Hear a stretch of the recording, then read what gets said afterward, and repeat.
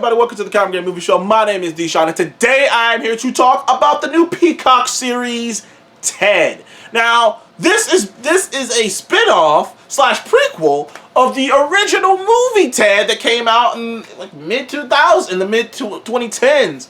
Ted was a hilarious film. The first Ted in particular. The sequel was pretty good too, but the first Ted was hilarious. It was one of Seth MacFarlane's, the great Seth MacFarlane. I'll say great Seth MacFarlane, aka the creator of Family Guy. It was one of his first live-action outings, one of his first live-action voice outings as well.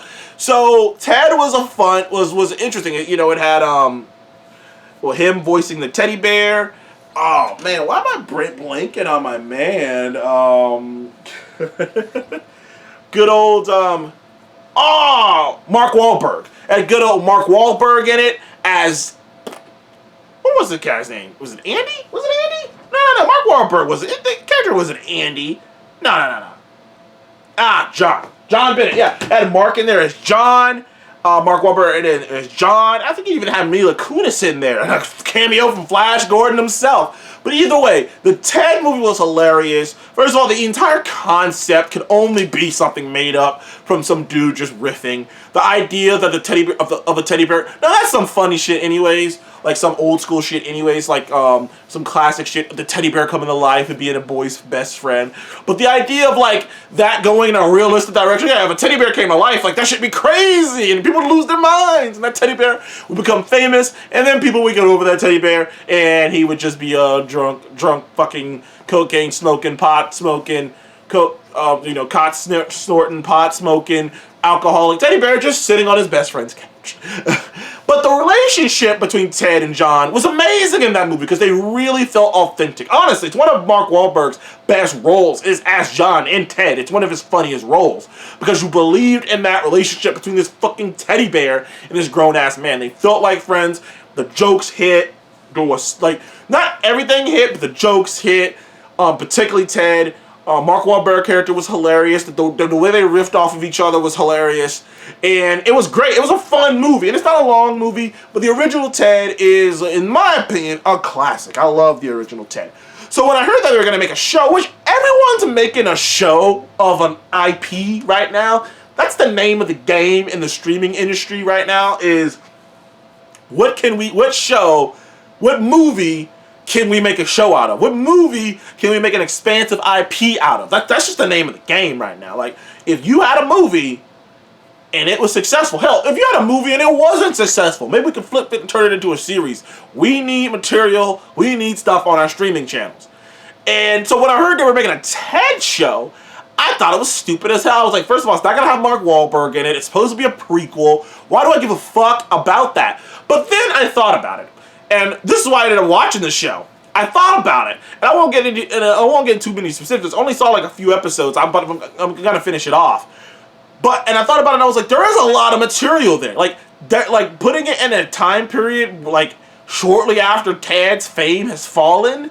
Like, what the fuck was he like when he was younger? And it's kind of fun because you actually get to see Ted pre a lot of stuff. Because in the original Ted, you know he's done all these things. He's on this cocaine. He's done all these drugs. He's partied. He's done all this crazy shit. He's banged a bunch of celebrities. Like, you know all this shit about him, but you get to see him before he did a lot of this shit. You get to see Ted like not fresh face because he wasn't Hollywood and he wasn't Hollywood. He did get into shit, but he didn't get into anything hardcore. He didn't even drink. He didn't even do weed. He didn't really do alcohol. Nothing like that.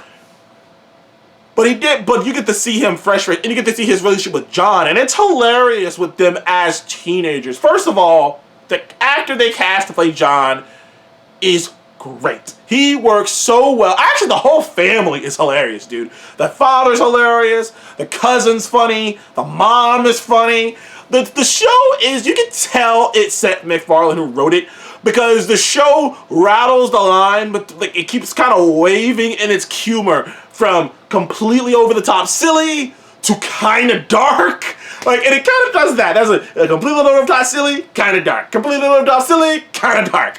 And it just kind of waves like that. And then occasionally, it'll have a heartwarming moment in it. It'll have a heartwarming moment where you're like, oh, that's sweet. You know, that's sweet.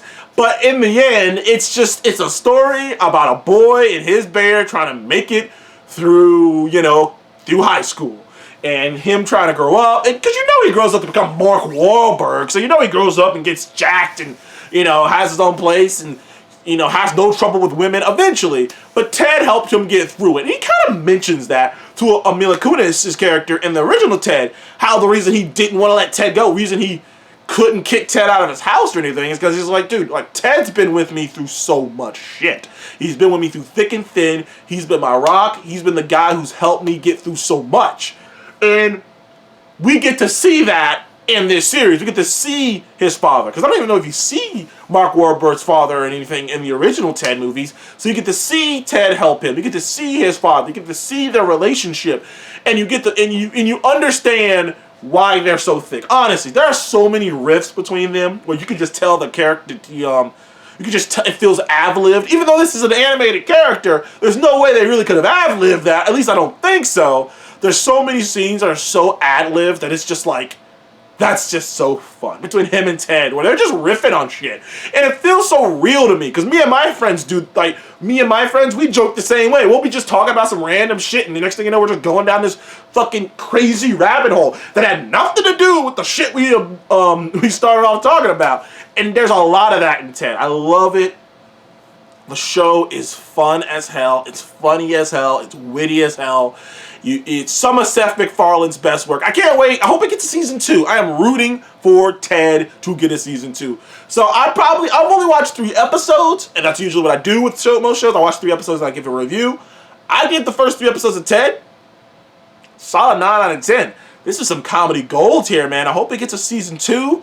And man, good find with his kid actor, man. He's just hilarious, dude. He's just hilarious. Anyways, thank you guys again. I'll see you in the next one. Please remember to like and subscribe. Thank you.